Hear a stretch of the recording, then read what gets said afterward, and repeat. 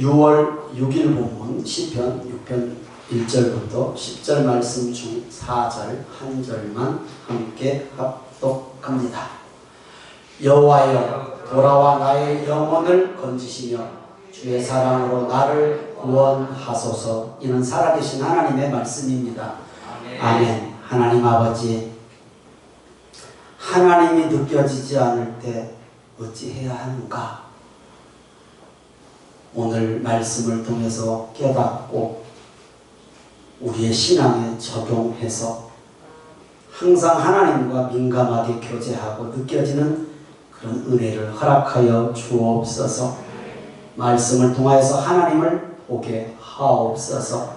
전하는 종이라 듣는 성도님들 함께 은혜되게 하실 것을 믿고 예수님 이름으로 기도드리옵나이다.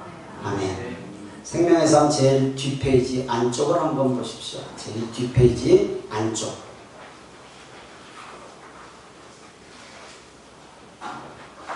제일 뒷페이지 안쪽. 큰 원이 있는데 뭐가 보입니까? 뭐가 보입니까? 점 찍혔습니까? 예. 그 점을 찍어 놓고 제가 마지막 교정을 봤는데 책을 받아보니까 점이 없어져 버렸어. 그러니까 인쇄를 하다가 에이 티가 들어가 있어서 아마 지웠던 모양이에요. 그래서 제가 일부러 다 사이드를 찍은 거예요. 예, 점이 보이죠? 또 다른 거 보이는 거 있습니까? 원이 보입니까? 예. 저는 보니까 하얀 면이 보이더라고요. 하얀 바탕도 보이죠? 예.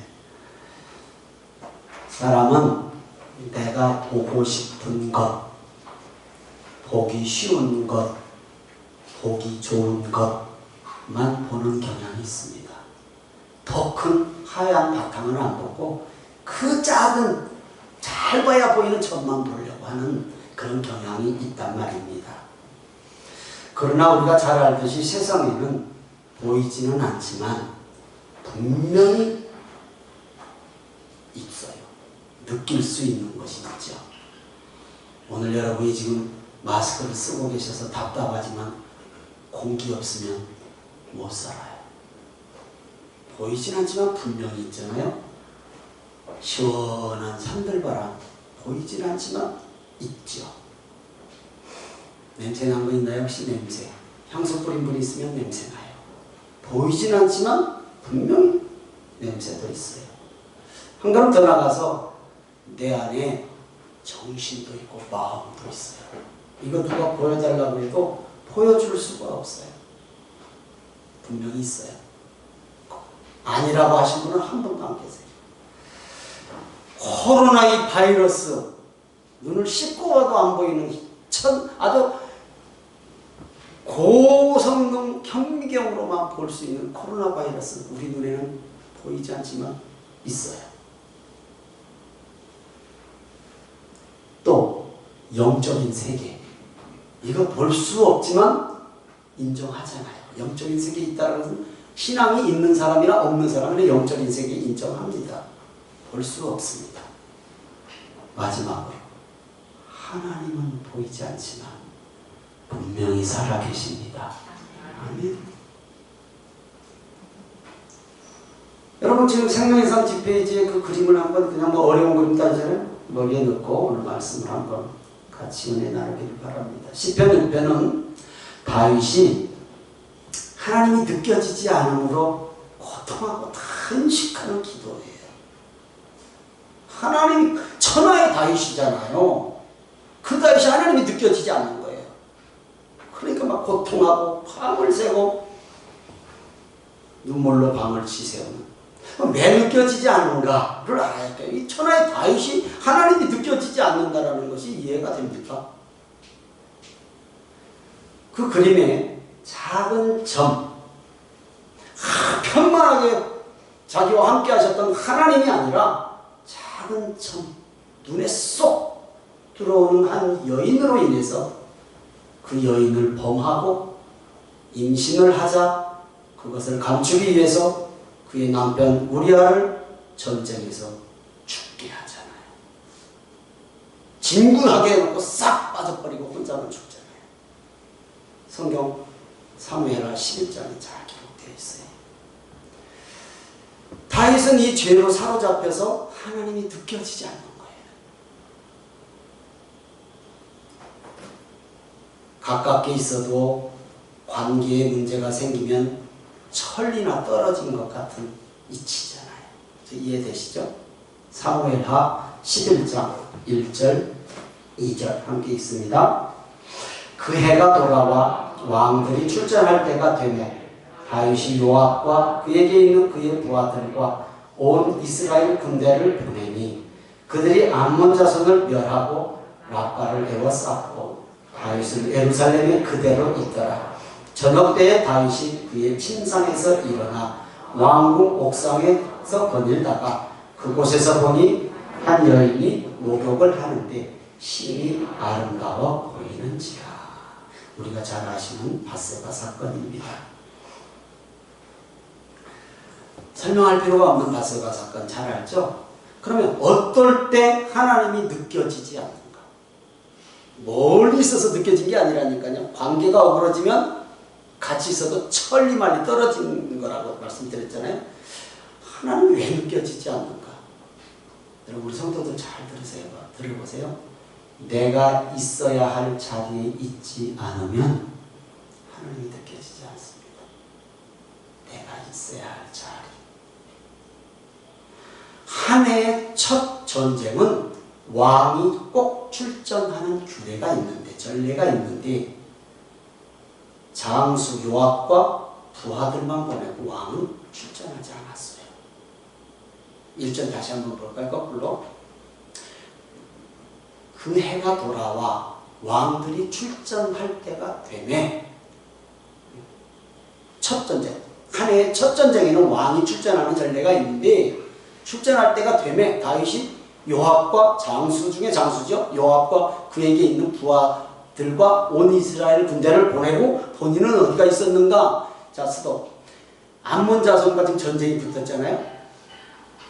다윗은 예루살렘에 그대로 있고 2절. 저녁 때에 다윗이 그의 침상에서 일어났다 그랬어요. 전쟁 중인데 아무리 나라가 강하고 군대가 강해도 왕이 저녁 때에 침상에서 일어났다면 왕으로서 좀 전쟁 중인데 좀 문제되죠? 우리가 생각해도 되잖아요. 당연하잖아요. 당연히 문제가 되잖아요.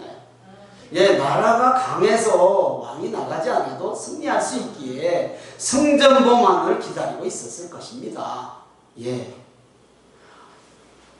암몬과의 전쟁에서는 이겼는데 눈에 보이는 작은 점 하나가 다윗 왕의 영안을 가리고 심령을 무디게 함으로 자신과의 전쟁에서는 패하고 하나님과 멀어지고 하나님이 느껴지지 않은 것입니다.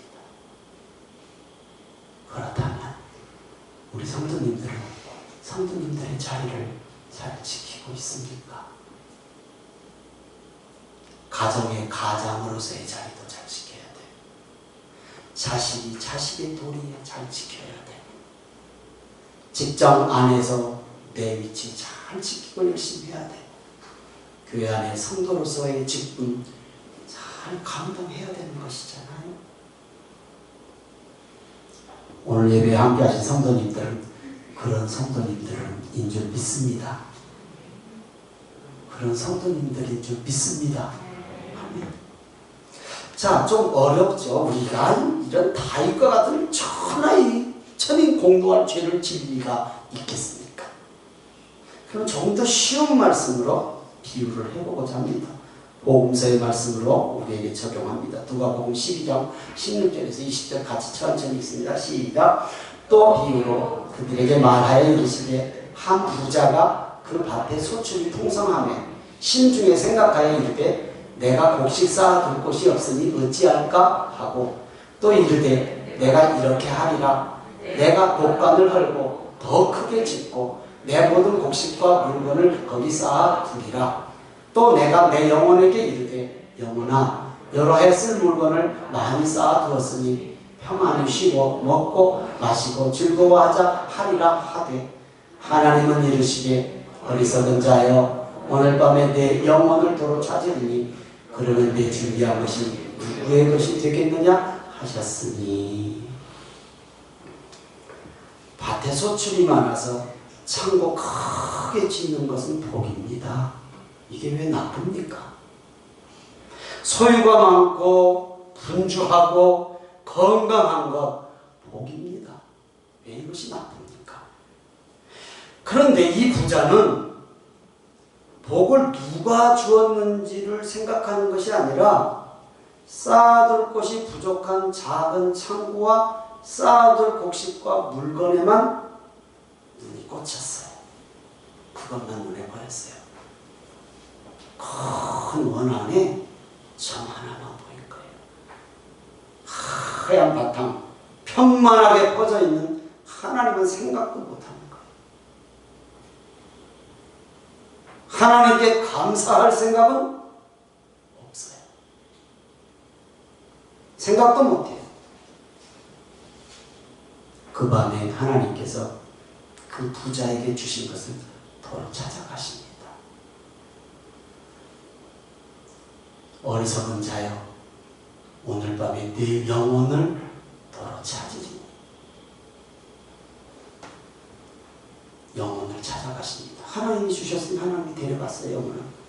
죽는다는 얘기잖아요. 여러분, 죄송한 말씀이지만 오늘 밤 하나님이 오라고 하시면 가야 되잖아요.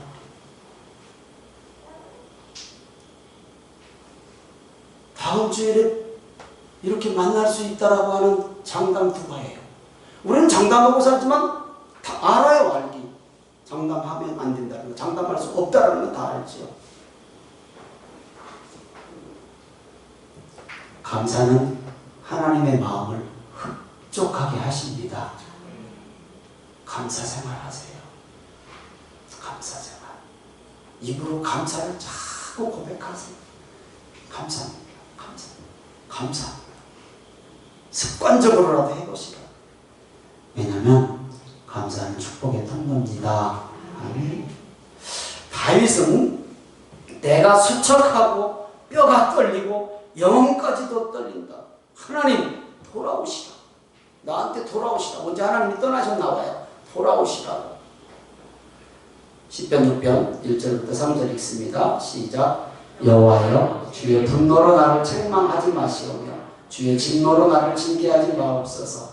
여호와여 내가 수척하였사오니 내게 은혜를 베푸소서. 여호와여 나의 뼈가 떨리오니 나를 고치소서. 나의 영혼도 매우 떨리나이다. 여호와여 어느 때까지니까.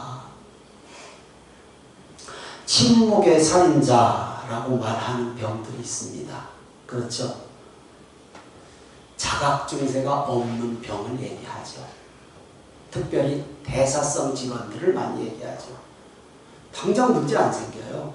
혈압이 높다거나 혈당이 높다거나 콜레스테롤이 높다거나 뭐 이런 보이지 않는, 잘 이해도 안 되는 이런 수치들 높아도 당장 몸에 문제 안 생겨요. 아무나 살아가는데 지장이 없어요. 그래서 더 무서운 거예요.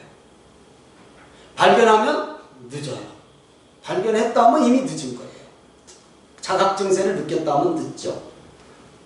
암 중에서도 제일 무서운 암이 뭐예요? 통증 없는 암. 이런 것들이 무섭다고 해요. 통증이 있으면, 초기에라도 통증이 있으면 병원에 가든지 약을 먹든지 할 거 아니에요. 근데 통증이 없으니까 먹을 일도 없고 신경 안 쓰다가 방심하다가 걷잡을 수 없는 병이 있잖아요. 이게 침묵의 살인자라고들 표현하잖아요. 이런 병을.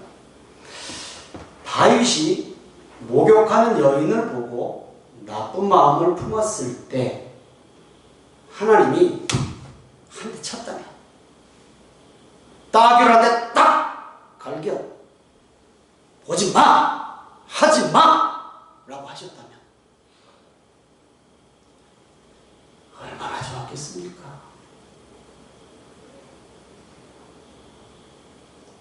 영적 수척함, 자각 증세가 없어요. 그래서 영적인 것에는 더욱 주의하고 민감해야 합니다. 자주 제가 말씀드리잖아요. 말씀과 기도 생활 안 한다고 주일에 주일 성수 예배 안 드렸다고 문제 생깁니까? 안 생겨요. 생겼으면 좋겠어요. 제 기도 제목 중에 하나예요. 하나님, 제가 저도 모르게 하나님의 뜻에 반하는 행동을 했거나 생각을 했다면 꼭 깨닫게 해주세요. 이 기도 거둬드리고 싶을 때가 많아요. 왜냐하면 실제 제가 느끼니까. 여러분, 이런 기도 하란 얘기가 아니에요. 하면 무서워요. 하나님. 우리가 기도 안 하고 주일 성수 안 하고 우리가 하나님의 일을 안 한다고 해서 문제 안 생긴다고요. 안 생겨. 절대 안 생겨. 걱정하지 마시라고. 그러나 설교에 본문 없는 말씀 드려야겠네. 그러나 사랑하시는 자는 그냥 방치 안 합니다. 다윗처럼. 절대 그냥 안 넘어갑니다. 나는 아무렇지도 않네. 글쎄요. 다시 한번 점검하세요. 점검하시라. 다윗처럼 절대 그냥 안 넘어가. 다윗이 굳이 됐다고. 그러니까 제 마음은 다윗이 눈으로 봤을 때 탕대 올려치면서 보지 마, 하지 마. 그랬으면 참 좋았을 것 같은데 그러시진 않는단 말이에요. 하나님이. 우리도 마찬가지예요. 놔둬요. 놔둬. 그러나 정말로 하나님 사랑하시는 자에게는 다윗처럼 뼈가 떨리고 영혼이 떨리는 체험하게 해요. 그래서 돌아오게 해요. 그걸 너 죽어라가 아니라 복되게 하는 거예요. 바르게 해라. 바르게 해라. 다윗은 느낍니다. 죄를 졌어도 영혼이 떨림을. 이런 고통의 현실에서 건져주실 분은 오직 하나님이시라는 것을 느껴요. 느끼니까 하나님의 사랑이 매달려요. 오늘 본문 시편 6편 4절입니다. 시작. 여호와여 돌아와 나의 영혼을 건지시며 주의 사랑으로 나를 구원하소서. 하나님이 어디 가셨까? 돌아오라고. 말씀드린 것처럼 관계가 깨지면 같이 있어도 천리만리 떨어진 것 같은 거예요. 하나님이 어디를 가요? 안 가셨어요. 근데 돌아오라는 표현을 써요. 돌아오셔서 나를 주의 사랑으로 구원해달라고.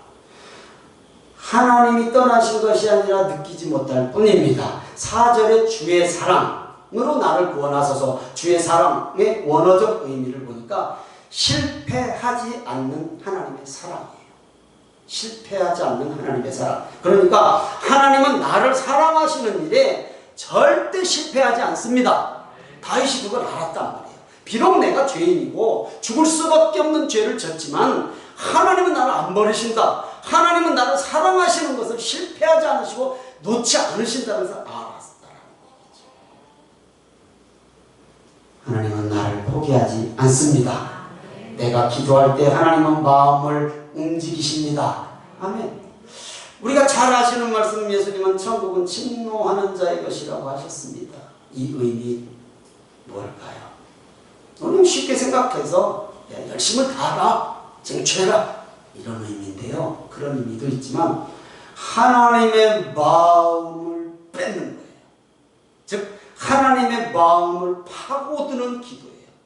마음을 파고드는 기도. 쉽게 가룟 유다가 이 기도를 못했어요. 몇 번이나 기회 줬잖아요. 기회 줬잖아요. 예수님께서. 예수님의 마음을 파고드는 기도를 놓쳤고 그보다 더 큰 죄라고 할 수 있는 베드로는 주님의 마음을 파고들었어요. 여러분, 세상에서는 베드로는 비겁해요. 유다는 지 생명으로 배반하는 것을 강내 뉘우치네. 한번 생각해 보세요. 세상에서는 유다 같으면 의인이라고 한다니까 세상에서는 야, 자기 스승 배반하더니 목숨으로. 베드로는. 그런데 주님은 분명히 말씀하시고 성경은 말씀하신 거 알잖아요. 이것이 천국을 침노하는 거예요. 주님의 마음을 파고드는 기도. 어린아이가 잘못해서 회초리 맞을 때 엄마 부모를 꼭 파고들면 못 때립니다. 도망간 놈만 잡히면 그건 먼지 나도록 비 오는 날 먼지 안 날 때까지 맞을 수 있죠. 왜? 부모 품으로 파고들면 못 때려요. 오늘 예배에 함께 하신 성도님들, 어떤 문제가 있든지 천국은 침노하는 자의 것이라고 했으니 주님의 마음을 파고드는 그런 기도와 신앙의 모습이 있기를 부탁합니다. 어떤 상황에서도 하나님의 사랑을 구해야 됩니다. 다윗은 하나님의 사랑으로 그 죄에서 구원해달라고 탄식합니다. 시편 6편 6절입니다. 시작.